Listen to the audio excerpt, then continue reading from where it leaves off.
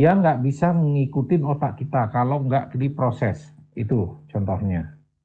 Harus ada operator, harus ada segala macamnya. Itu teknologi 4.0. Kemudian berubah menuju 5.0. Jadi lebih manusianya dilayani. Jadi society dilayani oleh teknologinya. Jadi bukan. Gimana melayaninya? Dibuatlah sekarang ketemu tidak hanya digit. Jadi teknologinya nggak lagi digit, artificial intelligence. Dia bisa mikir sesuai dengan otaknya manusia. Misalnya Anda ngetik,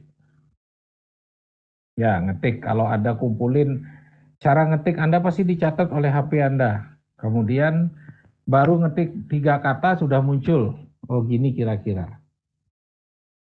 Itu sudah artificial kecil-kecilan. Ya, sehingga kita bisa.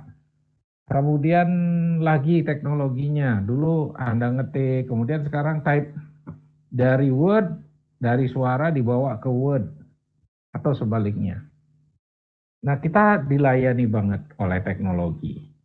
Ya, kita dilayani ngecek dari rumah, ada cukup dari HP. Kita shop banget gitu lah. Itu 5.0. Jadi di mana society, budayanya semua bisa dibangun oleh teknologi itu. Sekarang menuju ke sana teknologinya. Jadi error humannya diganti. Semua sistem diganti. Contoh, perbankan. Kebayang nggak Anda, perbankan ada di HP Anda sendiri? Ya, dulu semua bawa uang. Sekarang sudah mulai pelan-pelan digital money, cashless. Ya, semuanya cepret, semuanya itu. Itu society 5.0. Lebih bagus lagi ingatannya ketika COVID. Anda bayangkan ketika COVID diisolasi zaman dulu gimana caranya tuh hidup. Siapa yang disuruh ke pasar gitu kan? Ya nggak? Ketika diisolasi, saya rasakan diisolasi nggak boleh keluar, makan. Siapa yang disuruh nganterin? Sekarang kita tinggal pejet-pejet semua datang. Ya nggak? Dilayani banget kita. Anda sibuk, Anda hanya telepon, bilang saya butuh begini-begini, masuk ke Halodoc, entarnya ada yang nganterin. Itu dilayani banget. Itu 5.0 society-nya. Ya, sekarang yang diuntungkan siapa? Ya manusia bukan benda mati ya, dia bergeser. Jadi anak-anak yang dulu kerja di perbankan banyak, di teller, sekarang kalau kita naik tol,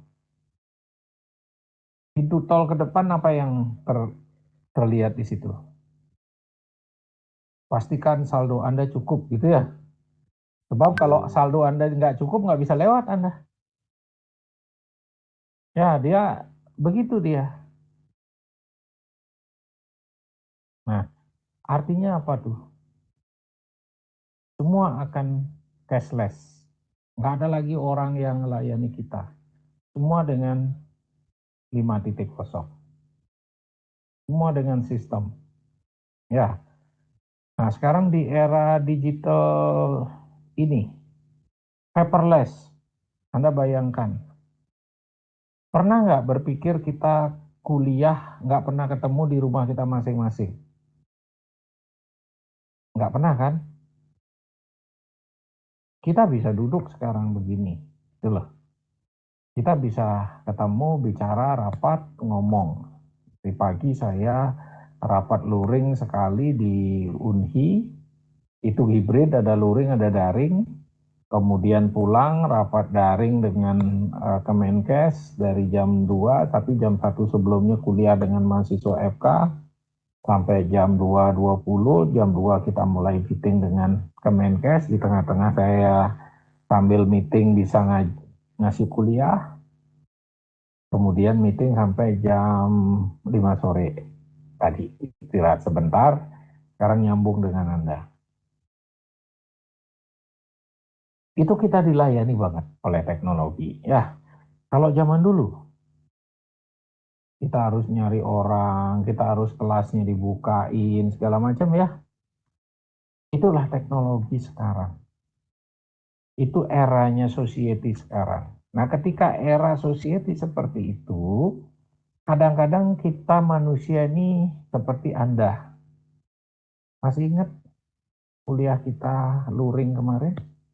Siapa yang saya kasih nilai waktu analisis di atas 100? Coba angkat tangan. Coba. Angkat tangan dong, sayang. Saya kasih sampai 500 tuh kemarin ada. Siapa Dewi, ini siapa nih, Rizan? Nah, berapa kamu dapat nilai, Okta? Izin menjawab, Prof. Untuk kuisnya saya mendapat nilai 200. Habis itu juga saya Kok nggak bertanya. protes? Kok nggak protes dapat nilai 200? Coba yuk. What wrong? Mestinya maksimum 100 kan dikasih nilai 200 kok diem ya? Kenapa sayang? Oh, biarin aja untung saya kan gitu ya. Ya nggak? Izin menjawab, Prof. Mungkin sebagai reward saya. Karena saya tahu pasti ujung-ujungnya juga bakal dapatnya 100 kan. Mungkin uh, Nggak ya juga sebagai reward aja ujung-ujungnya biar nggak lebih 100. semangat gitu. Nggak ada nih. Jadi tetap aja kalau ada diem ditotalin nanti akan menambah nilai rata-rata Anda kan? Ya nggak? Ada apa yang saya ingin bangkitin ke Anda? Jadi ketika kita dilayani oleh society, muncullah manusia malas dan manusia-manusia pragmatis. Ya enggak? Yang tidak ingin bersaing lebih jauh. Karena semua udah dilayani, semua ready on the table. Sehingga ada yang hilang, daya tangguhnya hilang, topnya hilang. Tetapi reality on environmental, lingkungan alam, hal itu tetap badai salju tetap ada, nggak ada dia. Ya, besok kalau ada hujan deras nggak bisa pakai 5.0 ya, udah aja basah gitu kan. Kalau nggak sedia payung, mau sakit atau ya itu alam. Ya sehingga kita harus melatih diri kita untuk tangguh. Kemudian ada pola pikir lain, yaitu apa? Honestly. Nah, ini yang harus kita bangun, ini yang kita harus siapin pada generasi Anda. Ya, sudah mulai buka literatur jauh ke depan, apa yang orang pikirkan, literatur dasar kita baca, kemudian literatur dasar kita pelajari lebih jauh, kemudian ke depan akan mau kemana, gitu loh. Nah, itu banyak hal yang harus kita siapkan untuk maju. Tapi kita hidup di dunia kesehatan, keterampilan, skill itu tetap human approachment itu tetap nggak bisa hilang. Di era society apapun tetap ada. Itu yang langgeng hidupnya. Sehingga kita harus prepare juga. Saya sebagai pendidik, saya harus prepare anak-anak saya jadi orang hebat semua. Itu kira-kira ya pertanyaannya cukup. Ya jawabannya. Nah tadi ada yang cowok mau nanya siapa? Itu 100 poin pertanyaannya. Ya yang tadi saya kasih 100 juga pada saat menjawab tadi. Ya tolong dicatat. Tadi ada yang cowok, silakan. Siapa tuh? Izin bertanya, Prof. Silakan. Di video Prof itu sudah jelaskan bahwa salah satu karakter sukses entrepreneur itu adalah memiliki coach gitu. Nah, misalnya gitu, kita uh, nggak punya gitu seseorang yang bisa kita tanyain, tetapi kita punya gitu role model gitu, misalnya sosok artis gitu misalnya. Apakah itu juga bisa dikatakan sebagai coach gitu, Prof, dalam menentukan Coach itu kesuksesannya yang kita? langsung membimbing Anda, langsung menilai dan langsung mengarahkan, bukan figur. Ya kalau figur itu role model. Aku pingin kayak dia, itu. Sehingga kita ngikut follower kita atau duplicate. Tapi coach itu yang ngarahin Anda, yang menilai Anda, yang mengkoreksi Anda, yang men-treat Anda, itu coach. Sama dengan pelatih. Pelatih tinju itu coachnya. Coba nggak ada pelatihnya gimana? Ada, nggak bisa. Zaman dulu seorang kalau senang pewayangan ya, siapa yang coachnya patung dalam berguru panah?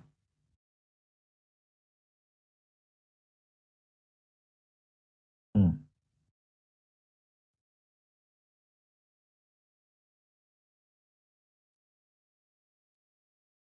siapa di pewayangan?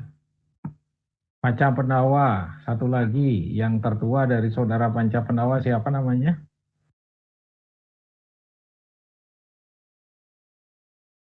Yang sebelum Panca Pendawa lahir, Kunti mencoba, lahirlah seorang kusir kuda. Siapa dia?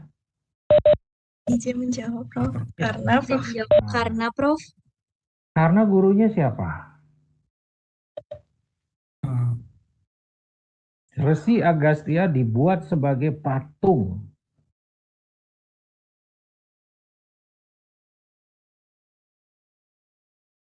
Jadi dari zaman dulu coach itu ada, hadir. Ya nggak mungkin nggak hadir.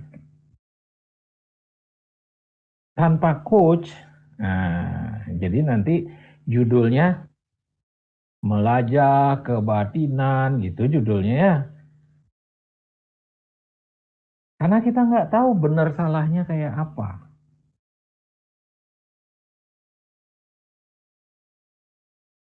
Kita nggak tahu arahnya kemana. Nggak ada petinju jadi hebat tanpa guru tinju gitu lah. Nggak ada pelari menang Olimpiade tanpa yang latih. Dia meski lari sendiri pasti ada trik yang salah. Ya, that's everything needs coach.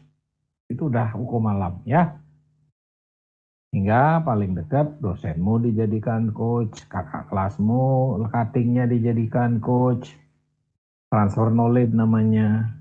Ya, apa yang kamu dapatkan di YouTube nggak semua bisa dikerjain kalau nggak ada coach yang bagus. Oke? Ya, nilaimu 100. Ada lagi yang bertanya tadi, raise hand siapa tuh? Izin Prof. Silakan. Izin untuk bertanya terkait perkembangan dari society, Prof. Saya masih bingung. Nah, seperti yang ada di video Prof itu kan dimulai dari society 1.0 begitu, Prof. Yang dimana manusia masih gardener begitu, mencari bahan makan sendiri. Nah, terus pindah ke society 2.0 di mana manusia sudah bisa untuk tinggal menetap begitu, membuat ladang pertanian atau mendapatkan makanan dari diri sendiri. Nah, terus pindah ke 3.0 di mana manusia sudah menemukan industrial begitu untuk memajukan hidup mereka. Nah, pindah lagi ke berkembang lagi menjadi society 4.0 di mana industrial ini sudah didigitalisasi atau telah terinternetkan gitu, Prof. Nah, di Society 5.0 ini, apakah bentuk perkembangan dari 1.0 ke 2.0 itu kan cukup jauh gitu, Prof. Dari 1 ke 2, 2 ke 3, 4, 3 ke 4. Nah, dari 4 ke 5 ini seperti yang dijelaskan oleh Prof, bentuk dari pelayanan kayak artificial intelligence gitu, teknologi kepada manusia, atau manusia dimanjakan oleh teknologi gitu di Society 5.0. Nah, apakah perkembangan tersebut hanya segitu, Prof? Maksudnya apakah hanya bentuk pelayanan atau bentuk pemanjaan terhadap manusia, Prof? Apakah ada maksud atau makna yang lebih besar, Prof? Di sana saya belum mengerti, Prof. Oke. Siapa yang buat perkembangan itu? Manusia ya. Iya, Untuk Prof. membedakan differentiate satu bukan society lah, satu fase waktu ke fase waktu lainnya. Dari zaman ke zaman yang lainnya, gitu ya. Itu manusia yang mengembangkan. Zaman purba, zaman itulah sama kira-kira ya. Sekarang ketika zaman modern, seperti sekarang, Anda ini zaman modern apa zaman ultra modern? Apa milenial? Apa generasi Z? Itu kan definisi untuk membedakan satu dengan yang lainnya. Ya enggak? Definisi. Ketika era digital, kita sangat bangga punya mesin digit, semua kalkulator, semua bangga. Ternyata manusia menemukan yang lain.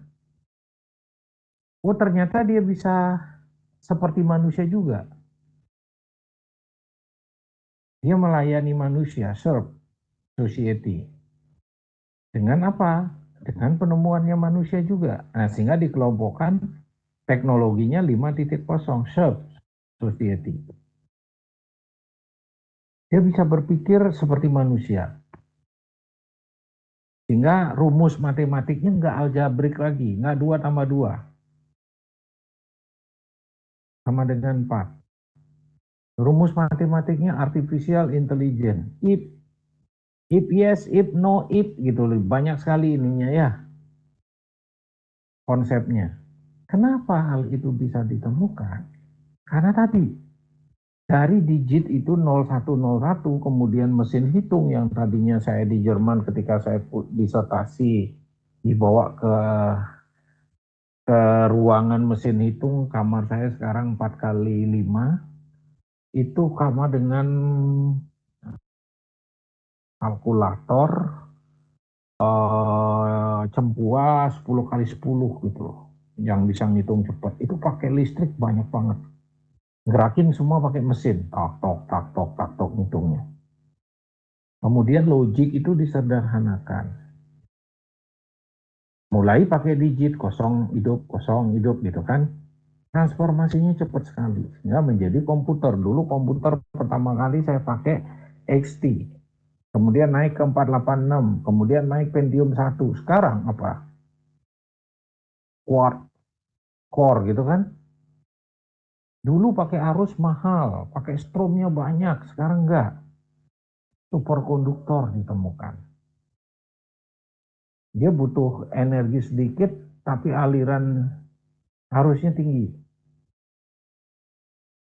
Dulu nggak kebayang, Anda jalan tanpa bensin, sekarang pakai mesin listrik.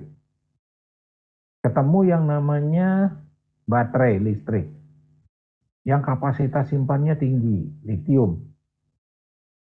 Nikel, lithium, nanti kadmium, nanti lagi ketemu yang lain. Itu manusia. Sehingga semua akan membutuhkan energi yang sedikit. Disitulah society itu dibagi-bagi. Ya. Nah, ketika perkembangannya Pak Koster buat society 6.0. Itu gitu kan. Apa sih 6.0? Manusia menginginkan kita hidup masih menginginkan Tuhan. Di mana 5.0 nggak ada poin itu. Aspek religius nggak dimasukkan. Sehingga dimasukkan aspek religius dalam suatu sistem. Menjadi 6.0. Itu manusia yang buat, Dek. Ya.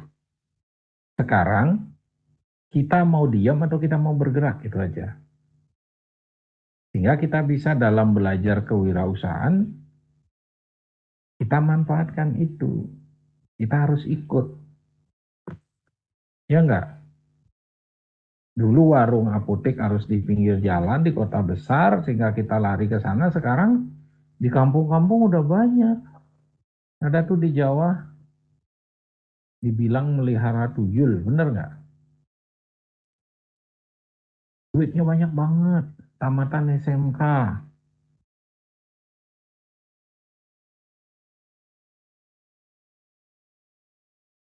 Dia bekerja di mana? Dia bekerja sama dengan industri di Amerika dengan mendesain sesuatu. Desainnya harganya mahal sekali. Oleh orang yang belum sampai ke sana dibilang melihara tuyul. Karena nggak pernah lihat dia kerja, duitnya juga nggak pernah lihat dia datang. Sekarang orang belanja perlu ya beli bensin, beli apa semua pakai HP. Itulah perkembangan dunia. Kita mau di situ atau kita mau kemana? Itu aja nanti deh ya. Kebayang nggak Ardi? Siapa nih? Kadek Angga. Berarti untuk society itu hanya pandangan manusia terhadap perkembangan zaman gitu Prof ya. Setiap Iya, fase. iya, mensegmentasi, membagi-bagi kelompok-kelompoknya, zaman waktunya yang berbeda-beda ya. Oke, itu definisi sosial. Don't care about that. Itu kalau saya sih. Oke, ada lagi? 100 poin.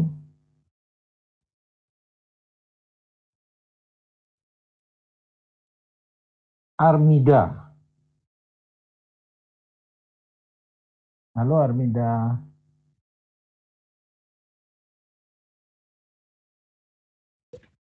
Iya, Prof. Armida bikin apa sayang? Lagi kerja. Iya, Prof. Di mana? Di apotek. Di Kimia Farma di Ponegoro, Prof. Iya. Jadi sambil kerja bisa kuliah. Konsen nggak kamu sayang? Saya lihat lagi gerus-gerus. Konsen nggak? Saya sambil ini sambil dengerin, Prof. Ya, tapi konsen masuk nggak? Jujur aja enggak, Prof. Tapi saya Ya, sambil baca makanya. Jadi dengerin aja. hati-hati kerja di farmasi. Anda gerus-gerus, Anda dengerin. Nanti jadi salah masuk sayang. Ya sayangnya. Ketika salah masuk, jadi salah obat, jadi masalah ya.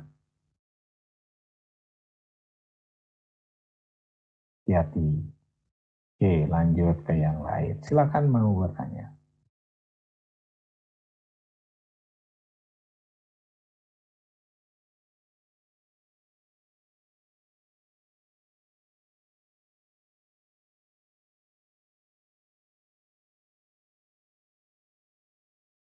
Sudah ada yang belum bertanya?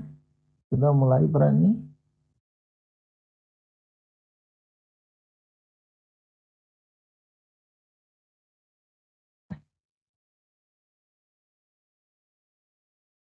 Izin bertanya, Prof.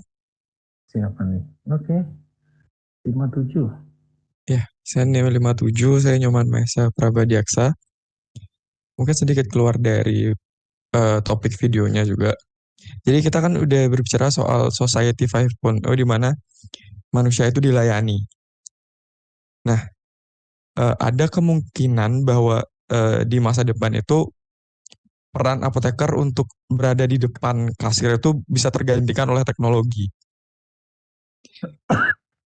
Bagaimana kita menyikapi hal ini, Prof? Apakah ada solusi atau cara bahwa eksistensi dari kita sebagai apoteker itu bisa tetap terjaga bahkan di kemudian hari nantinya, bahkan ketika teknologi sudah mulai sangat-sangat berkembang di masa-masa ini? Mungkin itu pertanyaan dari saya, Prof. Kapan sih apoteker diperlukan?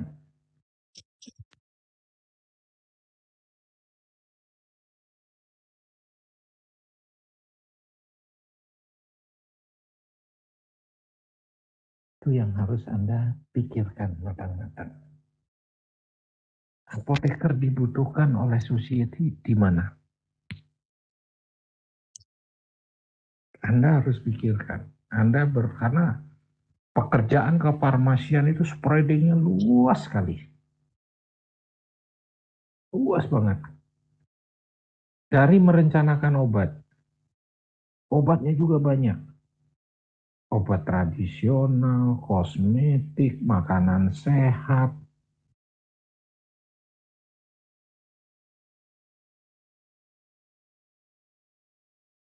Banyak banget.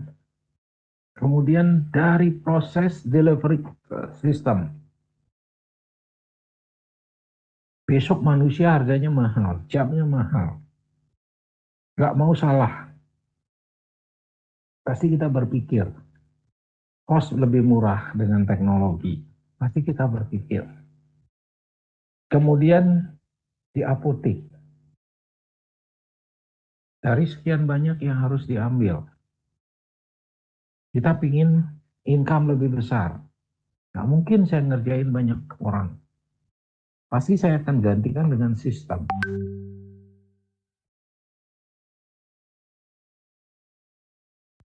Sehingga ada suatu hal yang memastikan di mana sih diperlukan apoteker.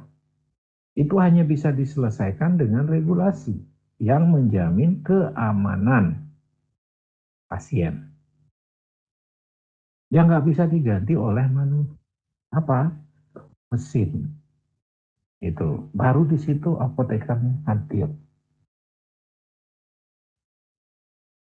Yang lain ya kalau mempermudah atau bisa membuat pelayanan lebih murah ya pasti digantikan oleh mesin. Jangan takut.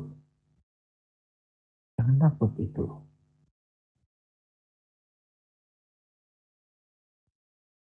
Dunia digital luas sekali.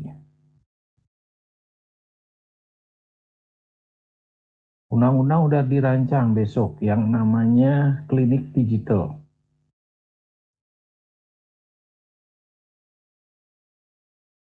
Saya sering ngomong, 2009 saya udah ngomong yang namanya continuing medication record. Rekam medis Anda hanya ada di HP. Cloud. Nunjukin nick, Anda sudah tahu, oh tadi ketemu dokter ini, begini diagnosenya, begini ininya, dokter obatnya begini, oh Anda alergi dengan. Nggak perlu. Catatan ditaruh, ngabisin gudang kertas sekian banyak, nggak perlu. Semua big data. Anak saya nanya, Pak ke depan teknologi larinya kemana Pak? Kalau big data terus akan kehabisan tempat simpan juga besok. Ya enggak? Anda dapat kapasitas jadi mahasiswa nyimpen 10 GB ya. Ya 100 GB gratis. Dulu saya nggak dibatasi. Sekarang dapat dibatasi 100 GB. 100 GB ternyata kecil. Saya simpan video segala macam, kurang tempat tuh. Kosnya besok tinggi. Saya pingin kosnya tinggi, rendah. Ke depan, yang disimpan ditransfer cuma 1 kilobyte atau 2 kilobyte. Tapi dia akan berkembang, beranak di device Anda. Gimana caranya? Ini butuh teknologi lagi. Butuh yang namanya transformasi apa gitu. Saya dulu belajar Laplace. Mungkin nggak lagi AI, Artificial Intelligence. Jadi pengembangan rumusnya, dimensinya nggak lagi XYZ. Sehingga kita hanya kirim satu formula sekian kilobyte, kemudian diturunkan, diinstal di tempat Anda, berjalan berdasarkan dimensi waktu, dimensi apa, jadi gambar sesuai dengan kenyataannya. Saya bilang gitu ke anak saya, itu ke depan deh, cost akan lebih murah. Internet akan cepat banget, mesin teknologi akan cepat banget. Nah, ada nggak yang berpikir sejauh itu? Sehingga kalau kita ingin bersaing, manusia nggak pernah akan kalah. Tapi yang kalah adalah yang tidak mau bersaing, yang manja tadi, yang semua disiapkan di atas meja.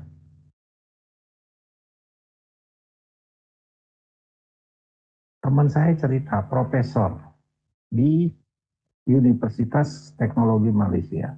Anaknya SMP kelas 1. hacker besar. Temennya semua hacker-hacker orang udah tua. Dia bilang, aku pengen menang lomba ini loh Pak di Malaysia. Di hack tuh sistem, dia yang kasih, terakhir dia menang. Segila itu. Dia bilang, saya nggak percaya Tuhan. Karena dia survei nggak ada ke Tuhan itu. Nah, apakah seperti itu? Itulah dunia. Ya, tapi semua itu kembali kepada sifat manusia. Makhluk sosial. Kembali kepada sifat ciptaan Allah. Ciptaan Tuhan Yang Maha Esa, ciptaan alam semesta.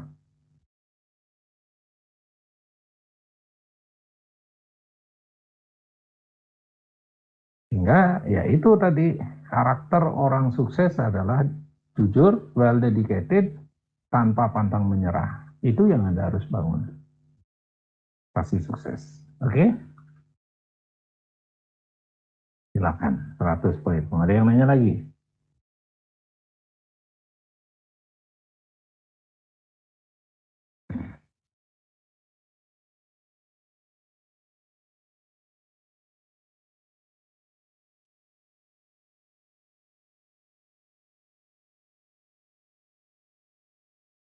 Izin bertanya, Prof. Siapa? NIM berapa? NIM 33, Prof. Oke. Terima kasih atas kesempatannya, Prof.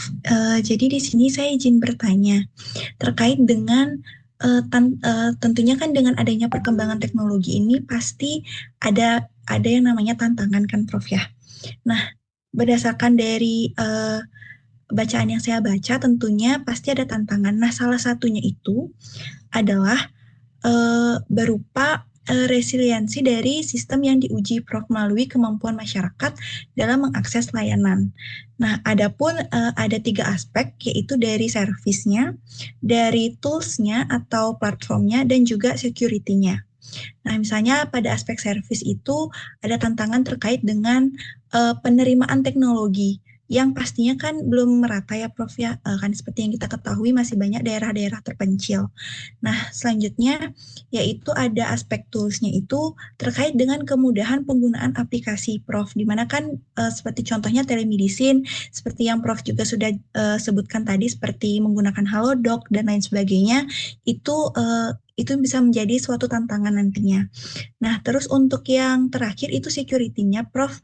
Ini yang mungkin banyak sekali masyarakat yang mewanti-wanti, bahkan berwaspada, yang menyebabkan masyarakat tuh masih banyak yang belum aware dengan teknologi, yaitu apakah keamanan dari data pengguna ini aman atau tidak.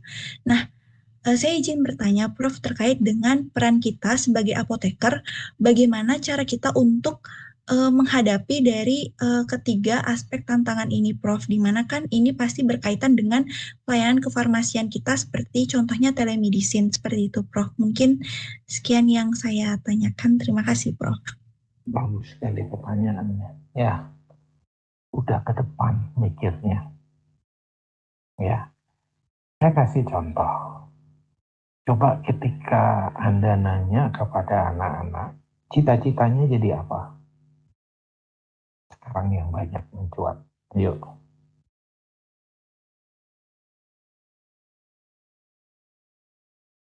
Jadi YouTuber. Ya enggak? Karena duitnya banyak katanya. Kenapa? Mewah hidupnya. Jadi YouTuber. Kemudian kadang saya terkaget-kaget. Anak-anak jawab, enak lu mama. Ngapain lu kayak gitu? Saya pusing. Dulu ketika saya kecil, ngomong ke orang tua nggak berani bilang lu. Pasti kita ngomong dengan tata krama Jawa atau Bali halus banget. That is change. Dari suatu society yang ada perubahan dan dampak.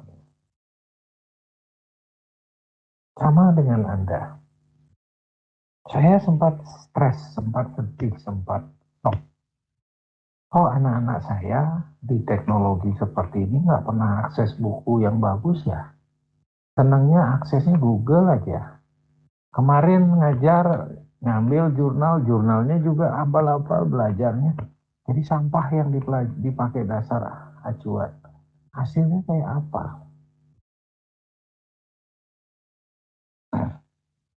Nah, hanya ingin gampang.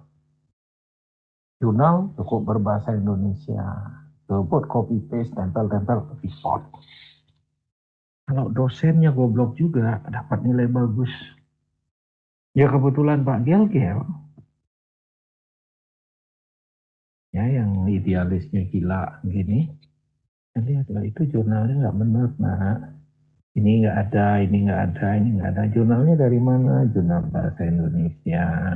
Dia terakreditasi enggak.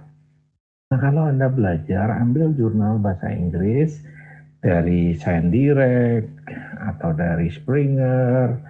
Judulnya begini, dia akan terakreditasi Scopus Q1 atau Q3. Itu sebagai dasar. Bahasa Inggris, Pak, lama ngertinya. Nah, itu contoh. Untuk prepare kita, teknologi secanggih apapun, sehebat apapun, orang jahat lebih hebat. Ya, tapi ada nilai-nilai dasar yang nggak pernah berubah. Kejujuran, disiplin, dedikasi nggak pernah berubah itu. Mau bergeser sekian abad, tetap aja itu yang menang. Itu yang juara. Itu yang langgeng. Ya, data kita diambil. Nggak rugi kamu invest isi kepala kamu, paten kamu serahkan ke orang, nggak. Isi kepalaku nggak pernah hilang. Dan kamu mestinya dapat duit, nah kalau bukan rezekiku, nggak akan kembali. Aku lebih senang buat orang lain bahagia, orang lain kaya. Itu filosofi. Ya. Sekarang kalau ketiga tadi, tantangan, hambatan, karena diferensiasi dari perbedaan kepala dan perbedaan manusia. Nah, kalau itu ditakutkan, gak gerak-gerak kita. Ya enggak? Nah, kalau dia ingin berbuat jahat, ya Tuhan juga asli ada. Nggak mungkin kan? Kalau kita yakini, ya jalan juga dia, gitulah. Filosofi dari abad pertama kali ini datang. If God will be angry, they will tell what you will be. Itu sebelum Masehi sudah ada, sekarang masih kok. Berapa abad tuh? Dunia udah 22 abad. Sebelum Masehi berapa abad lagi ke belakang yang belum ada catatan. If God will be angry, they will tell you what you will be. Karena Tuhan diyakini nggak pernah marah. Sehingga dia nggak pernah kasih tahu besok kamu mau jadi apa. Itu artinya kebenaran abadi yang nggak pernah berubah. Nah, oleh sebab itu tadi apa yang disebut tantangan, hambatan, buat saya kita hanya berjalan untuk mempersempit kemungkinan error, mempersempit kemungkinan defect, rusak, atau orang menjadi freak. Itu bidang saya kah? Teknologi bukan bidang saya. Oh, expertnya di siapa? Di ahli teknologi, teman-teman kita yang bergerak di informatika, teknologi informatika. Dia punya kerjaan, ya. Kita di mana errornya? Nah, tadi itu Armida. Saya lihat dia lagi gerus-gerus. Makanya kameranya dimatiin dari tadi gitu. Nah, dia sambil dengerin. Kalau saya bentak dia atau saya usir, nanti dia salah milih sah. Olehkah itu dia melakukan dua pekerjaan yang sama? Ya siapa yang salah di sini? Ya mungkin saya yang salah karena menggeser jam kuliah di tempat jam kerja dia gitu loh. Sehingga diperlukan apa? Toleransi, priority. Sehingga kita akan belajar risk management. Ya. Kalau kita ingin menghindari error, risk management. Kalau kita ingin meningkatkan kapasitas memori kita, caranya gimana? Masih ingat? Ayo.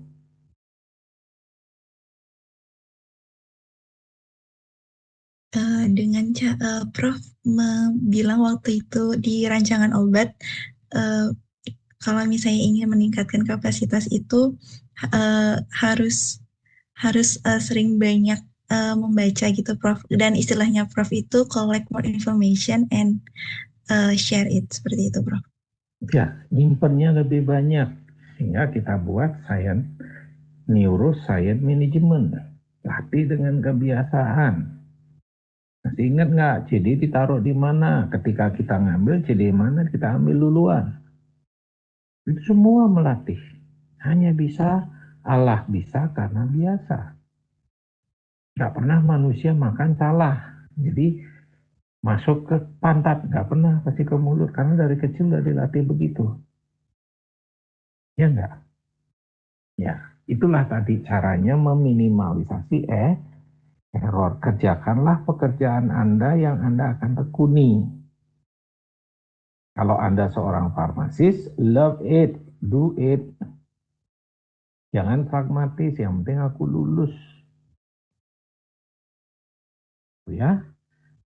Oke, tadi 100 poinmu. Kadek nanya, silakan. Tadi resign ya, Kadek Yunita.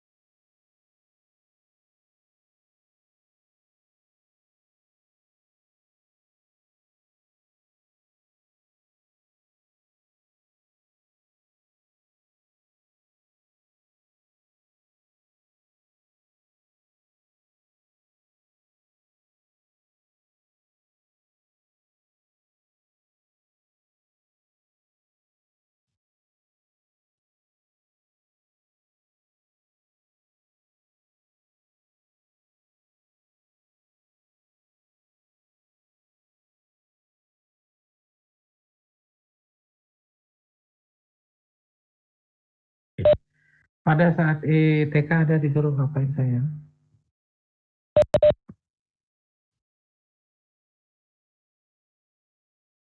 Apalagi bermain dan bermain. Ada lebih dari itu ya. Kalau di Jerman pada saat TK, bermain dan bermain. Diajarkan tambahan religion, etika. Ada yang lain. Kemudian SD, mulai diajarkan kelas 1-2 ngitung dan belajar nulis. Mulai ditanamkan etika logik sampai kelas 4, kelas 6. SMP mulai bertingkat. Sekarang Anda ada di farmasi. Anda dilatih menjadi sigap, tangguh, nggak pernah ada waktu ngurusin yang lain, kayak orang kuper banget. Istri saya mantan teman seangkatan. Seolah-olah dunia nggak ada, pokoknya kita cuma kenal itu-itu aja gitu loh. Saya dulu kuliah, ya, jam 7 udah berangkat kampus. Kuliahnya selesai jam 12.30. Jam 1 udah praktikum, coba. Sambil jalan dari gedung kuliah ke lab itu mulutnya sambil pegang jalan. Nanti kalau telat diusir sama asisten. Sudah harus di situ. Sudah masuk ruangan, ditanya salah, diusir pula suruh pulang. Ulang lagi praktikum semester depannya. Kira-kira. Tuh. Selesai praktikum. Apa ini? Langsung pulang? Enggak. Cuman teman-teman sholat, maghrib, ngumpul lagi di perpus, bikin laporan praktikum. Sampai jam berapa? Jam 10. Dari jam 7 berangkat, jam 10 baru pulang ke rumah.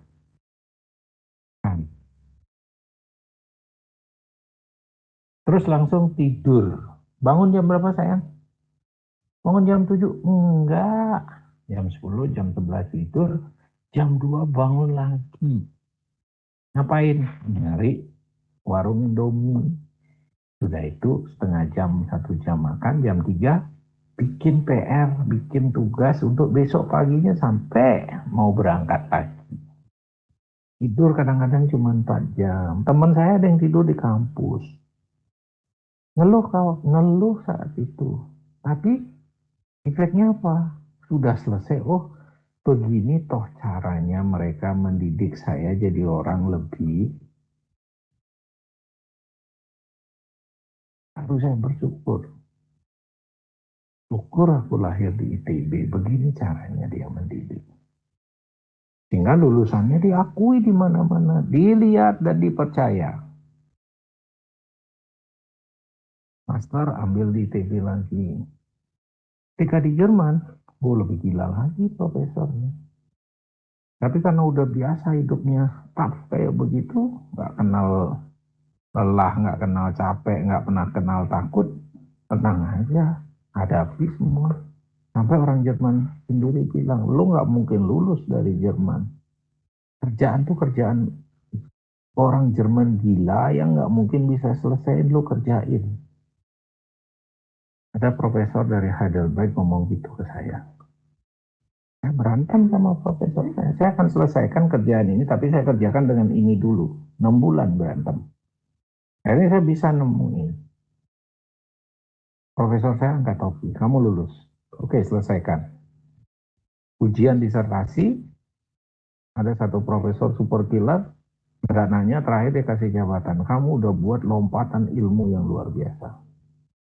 Saya ditawarin untuk ujian yang kelima untuk mendapatkan nilai Ausgezeichnet 0,7. Setelah itu dapat, saya bisa dapat tawaran habilitation, riset lanjutan yang bisa, kalau di Jerman riset 2 tahun lagi saya dapat seat profesor. Jadi saya bilang Indonesia nggak ada kayak gitu. Indonesia yang penting dokter aja. Ketawa dia.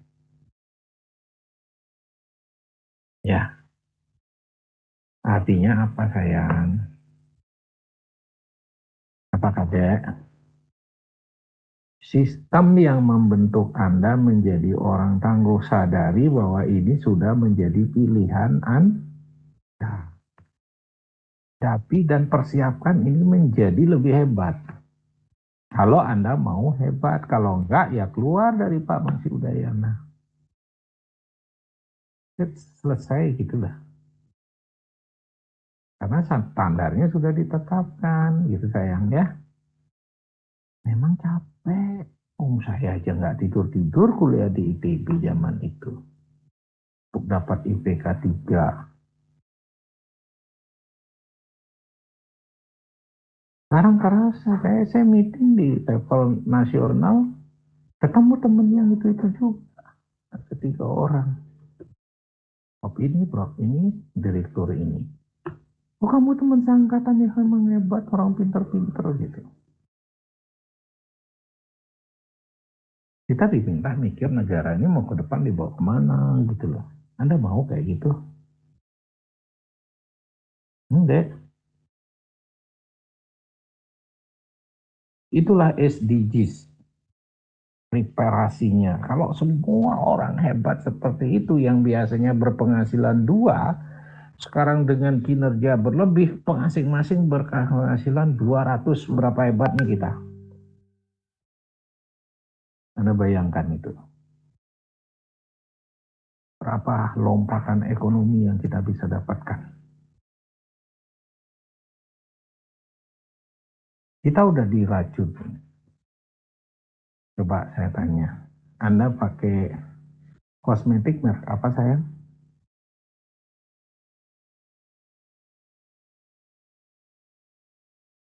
Yo, Yunita.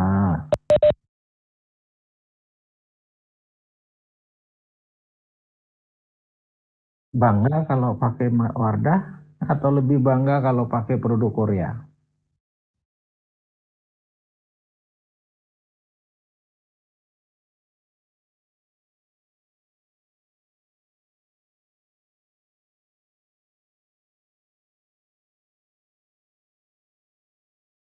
Iya, quality first. Anda ciptakan quality first, bukan bangga-bangga hanya produk internasional. Artinya devisa Anda akan keluar. Market kita loh besar banget. Korea berapa sih penduduknya kok bisa itu? Karena dia jualannya ke Indonesia. Kita digoblok-goblokin, diganggu dengan film Korea segala macam, pemuja Korea segala macam. Kapan kita dipuja mereka gitu loh sayang. Nah sekarang Anda pingin cuman nggak usah kerja, nggak usah kuliah, kerja sambil kuliah, dapat nilai bagus, oh, impossible, ya nggak? Impossible. Gak ada sukses kayak gitu. Coba Anda bayangkan, ketika Anda kuliah, kamu nggak mungkin lulus. Kamu ngambil kerjaan orang gila kayak mana? Kalau nggak jiwa Anda tetap, udah pulang aja nangis gua. Gak akan pernah namanya Prof. Gel-Gel yang expert di bidang toksikologi forensik, nggak ada. Ya, itu dong, gitu. Ini anak-anak zaman Anda tuh rata-rata begitu. Yang perlu dilatih tapnya, ya. Oke, Kadek, 100 poin. Ada lagi? Silakan.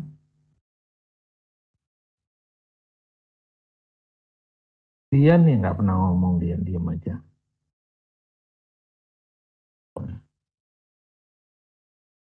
Lalu, Komang Dian. Iya, Prof. Gimana Dian?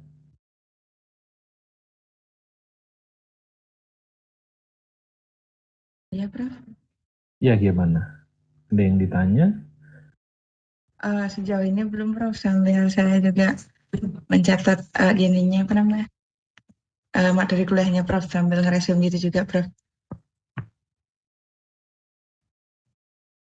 Ya, masing-masing interestnya berbeda. Silakan. Saya mau tanya Mei Fanti Diva. Gimana sayang? Dari mana sayang?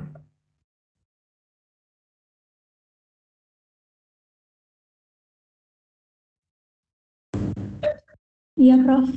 Dari mana asalnya? Bisa diulang? Dari mana asalnya? Oh, asal saya dari Mojokerto, Jawa Timur, Prof. Mojokerto, Jawa Timur. Kenapa? Silakan, ada yang mau ditanya sayang? Prof, saya izin bertanya, bagaimana sih cara kita menyadari, Prof, bahwa di Indonesia sendiri kita sudah eh,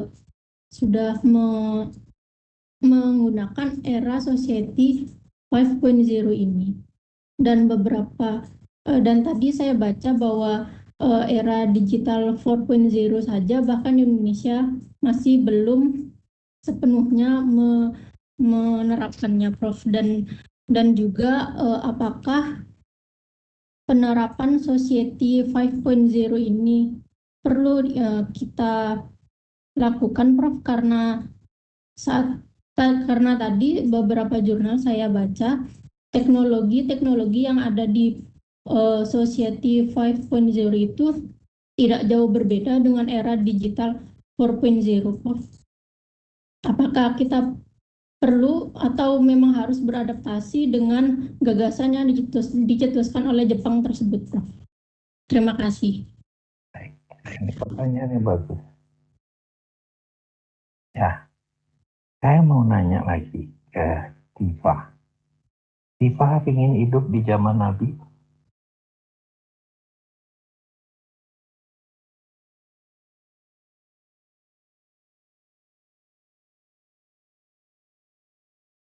Dengar pertanyaan saya, Diva? Halo, Mohon masih maaf, dengar? Prof. Diva masih ingin hidup di zaman Nabi? Kalau dari, mohon maaf, Prof, karena ini sejujurnya iya, Prof. Ya, mungkinkah hal itu terjadi? Itu pertanyaan saya selanjutnya. Jujur aja jawab. Ini kita berpikir rasional, akal sehat. Mungkinkah hal itu terjadi?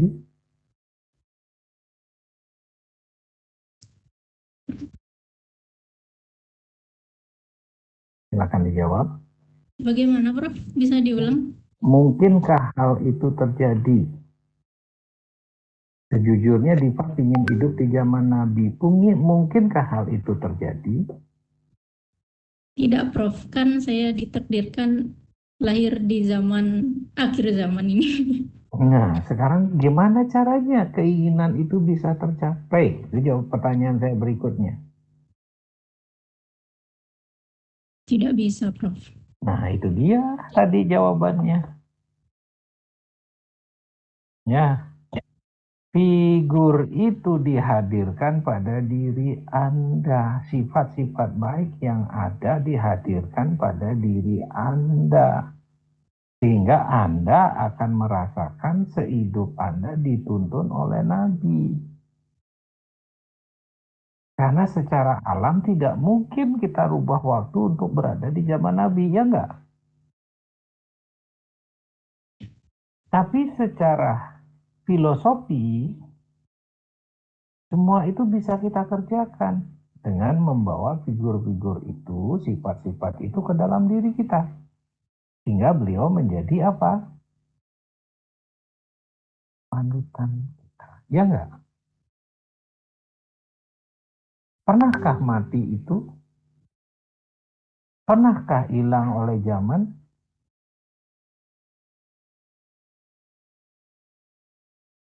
Enggak kan? Ya enggak?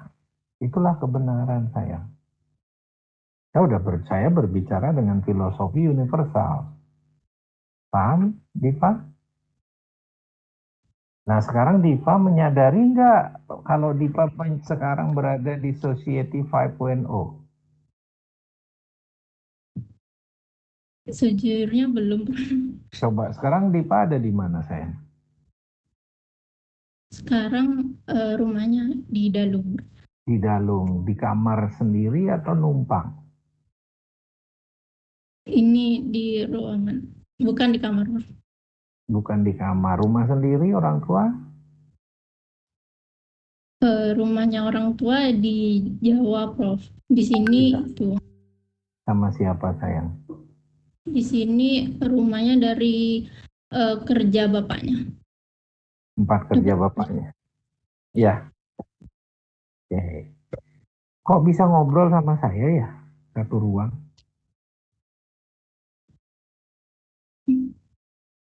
Kita nggak berada duduk bareng di ruang kelas, kok kita bisa ngobrol? Itu karena apa, sayang? Karena teknologi ini, Prof. Iya, karena kita berada pada zaman teknologi 5.0. Oh, ya nggak? Artinya apa, sayang?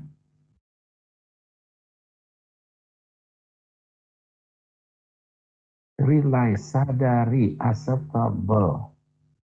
Itu dasarnya, ya. Karena mimpinya mau hidup di zaman Nabi, tapi kita lupa bahwa kita hidup di zaman sekarang. Di situ ada gap yang luar biasa yang kadang-kadang akal sehat kita hilang.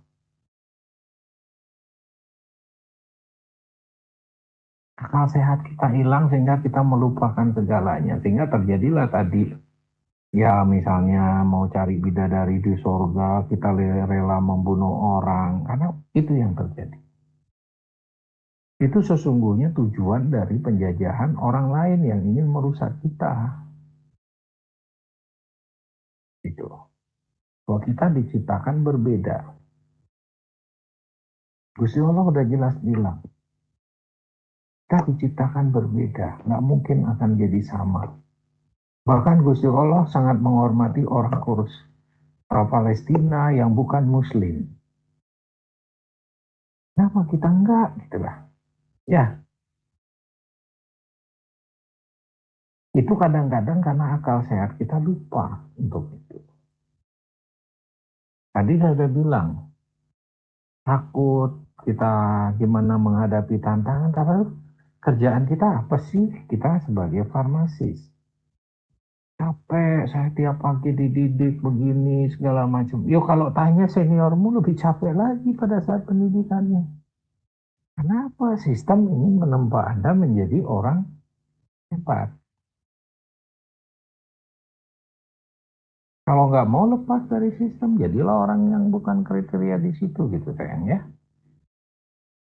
Nah, sehingga berpikir rasional, sadari bahwa perubahan itu sudah terjadi dan kita berada pada dunia ini sekarang. Kita tidak hidup pada dunia mimpi. Nah, kalau zaman dulu kan mimpi, ini kita bisa ngobrol sama orang. Kalau zamannya Krishna ini telepati namanya. Kita berdiskusi tanpa harus ketemu. Sekarang kita ketemunya, istri saya bilang ngajarnya di mana, apa di laptop ya. Tidak pernah terpikirkan zaman dulu. Ya, nah saya masih ingat untuk begini kosnya luar biasa zaman ini. Saya kuliah. Zaman saya di Jerman nelpon, wah mahalnya minta ampun bayarnya. Sekarang Anda nelpon costless. Hanya pakai WA, berjam-jam lagi ngobrolnya nggak? That is technology 5.0 ya. Oke. Tadi ada yang angkat tangan, sayang. Poinmu 100. Ada yang angkat tangan siapa tadi? Saya, Prof. Silakan. Terima kasih atas kesempatannya, Prof. Jadi, saya izin bertanya, Prof. Yang itu, Prof menjelaskan salah satu skill yang dibutuhkan untuk menghadapi evolusi dari society 5.0 ini adalah salah satunya kecerdasan emosional. Saya masih bingung, Prof. Kecerdasan emosional di sini maksudnya yang bagaimana ya, Prof? Dan bagaimana caranya kita mengasah kecerdasan emosional kita di zaman sekarang ini? Terima kasih, Prof. Jadi zaman sudah menunjukkan orang-orang hebat ditentukan oleh SQ dan RQ. 80% penentu suksesnya itu. Ya, emotional quotient dan religion quotient. Zamannya si Einstein bilang, science without religion, apa katanya? Diva? Science without religion, apa katanya?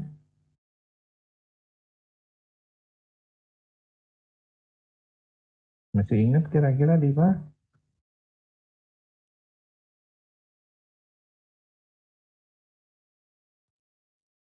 Nggak ingat, nggak tahu. Science without religion blind. Ah dia. Religion without science gimana? Yang saya temukan itu science without religion is lame, religion without science is blind. Ya, lame and blind. Jadi religion without science Apa tadi, Okta? Kebalik saya kalau salah. Blind, buta, Prof. Ya, yang satu lumpuh, yang satu buta. Kalau ilmu tanpa agama gimana katanya? Ilmu tanpa agama adalah pincang. Agama tanpa ilmu buta, Prof. Ilmu tanpa agama lumpuh. Dia nggak bisa ngapain. Agama tanpa ilmu buta. Itu udah hukum alam yang filosofi yang dibuat oleh Einstein. Kemudian teori relativitas Einstein gimana? EMC kuadrat apa itu? Energi nggak pernah dihilangkan. Ya, dia akan berubah menjadi bentuk lain kan gitu ya? Ya nggak? Ya Riki Putra.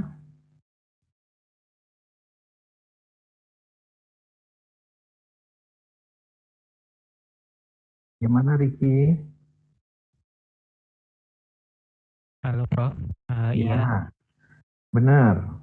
Energi betul Prof. nggak bisa dimusnahkan, hanya bisa berubah menjadi bentuk lain. Itu hukum alam ya. Itu hukum alam. Jadi kita harus catat filosofi-filosofi hukum alam itu. Ya, tadi. Nah, itulah kadang-kadang kita menjadi buta. Kalau tanpa didasari emotional question. Sehingga dalam proses pendidikan, kalau SD, TK, ajarin dia bermain, ajarkan yang namanya etika tata krama. Kemudian SD juga, jangan SD diajarin. Dan itu semua berawal dari rumah tangga. Coba, saya yakin Diva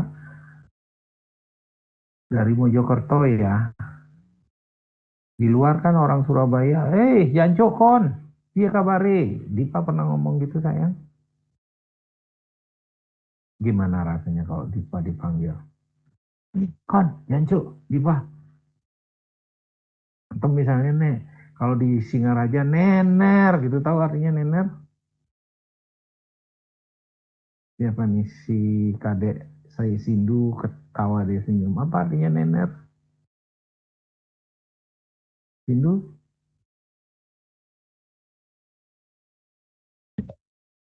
Saya lupa artinya apa, tapi itu bahasa yang dengan kasar, Prof. Nener itu pelacur artinya.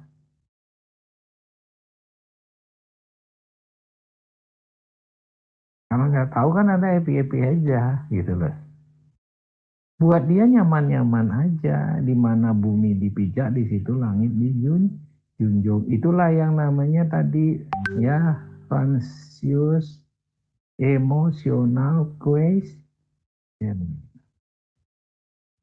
Sehingga harus dilatih dari kecil sampai dia umurnya SMP. Itu orang tua yang ngelatih. Kalau di Jerman ya, nggak ada anak-anak dia dikasih mainan HP. Pasti dia orang tuanya sibuk nemenin, ngajarin. Kalau di sini yang menjadi pengempu HP. Biar anaknya nggak capek, suruh main HP, kasih dia main game, itu udah salah banget. Nanti udah tua baru nyesel, kok anakku gini, salahnya dewe dalam mendidik. Emotional question, religion question, gitu ya.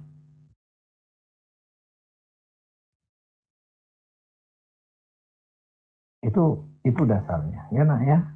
Nah, sehingga dalam konteks sukses, Anda harus belajar di situ juga. Mulai belajar filosofi, mulai baca-baca transformasi filosofi seperti apa ya. Ya, Francis, dari mana sayang? Saya dari Kupang, Prof. Dari Kupang. Ya, Bapak dari Kupang. Oke. Francis akan nyaman berada di rumah gembala? Kalau digembalakan oleh Bapak langsung?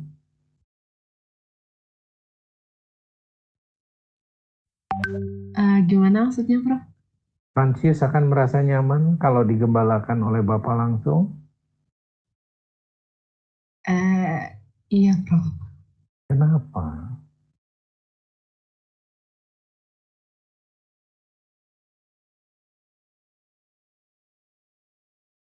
Ya, itulah yang namanya sosial farmasis yang didasarkan pada bagaimana teori sosial yang mampu menginduksi seseorang mampu melakukan perubahan. Ya, saya cerita. Ada mama dari Polres, dia mengalami GERD parah mahnya karena dipaksa oleh anaknya untuk ngomong cucunya tinggal di Bali. Datang ke apotek, dokter cuma ngasih obat resep GERD. Ketika datang ke saya bilang, Mak, Bapak di surga milih menggembalakan Mak. Mak dipilih oleh Bapak sebagai pengembala dan melakukan pelayanan. Mak terpilih untuk itu. Jawabannya kayak apa? Bingung dia. Bapak apoteker kok bisa bilang begitu? Mak sekarang dipinta oleh Bapak di surga sama Bunda Maria untuk melayani cucu emak sendiri, menggembalakan cucu emak sendiri. Itu adalah tugas dari Bapak sama Bunda.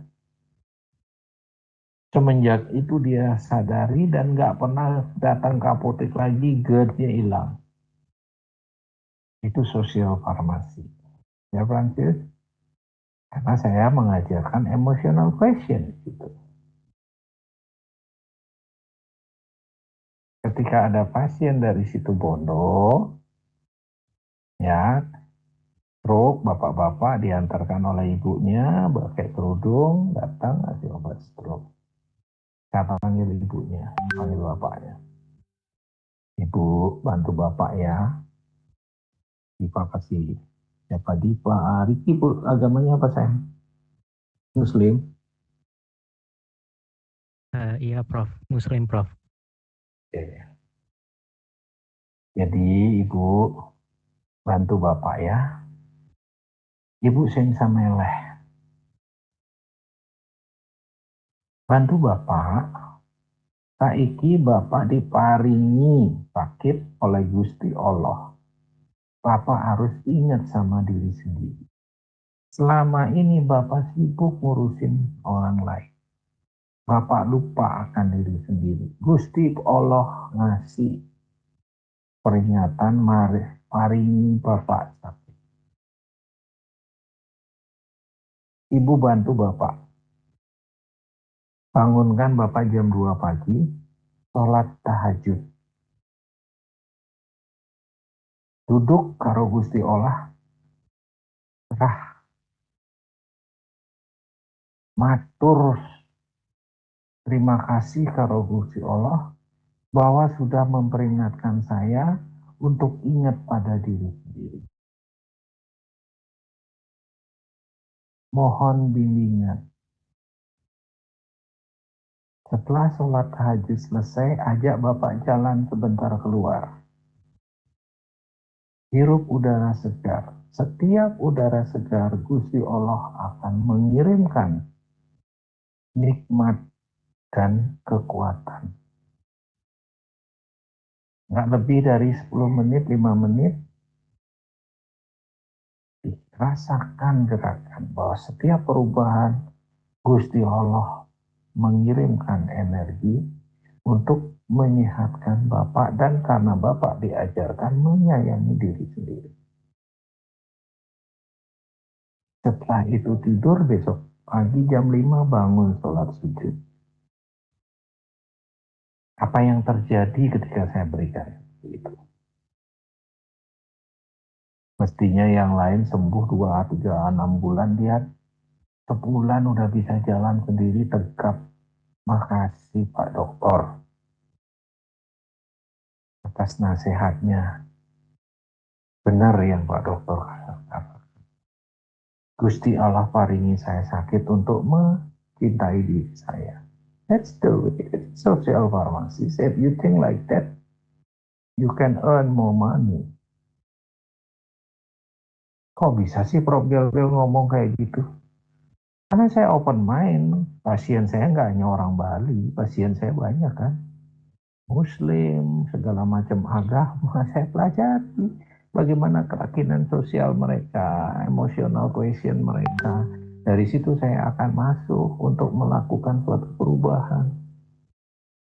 That's the way. Ya Ricky ya? Ya, Diva? Francis, oke?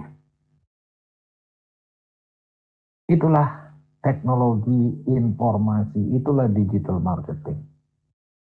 Ya, ada lagi pertanyaan? Tadi nilainya 100.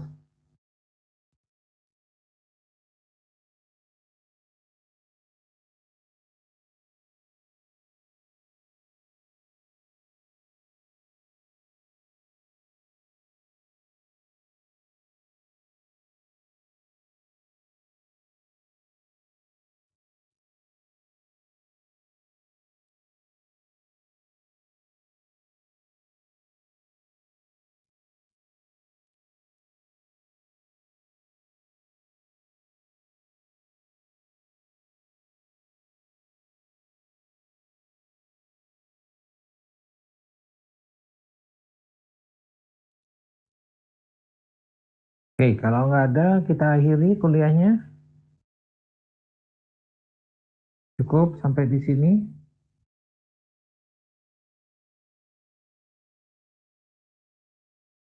Cukup.